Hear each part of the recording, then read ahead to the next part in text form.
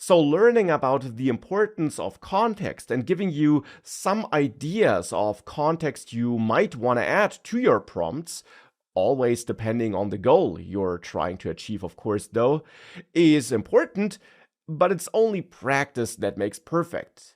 And therefore, I prepared a couple of examples which you can use to practice what you learned over the last lectures.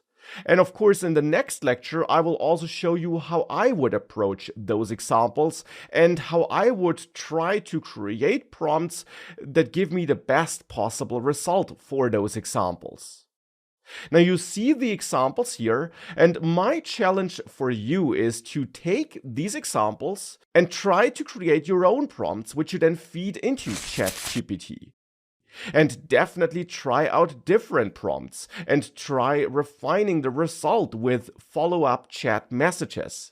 As mentioned in the next lecture, I will show you how I would approach these tasks, but of course it's very important to keep in mind that we're dealing with a dynamic system here. So of course, even if you take exactly the same prompts as I'm using, you're likely to not get exactly the same output, and you might even come up with a prompt that produces a better output than my prompts do. So definitely take this as a chance to practice what you learned, play around with different prompt styles and different pieces of context that you add to those prompts, and then take a look at my example solutions in the next lecture.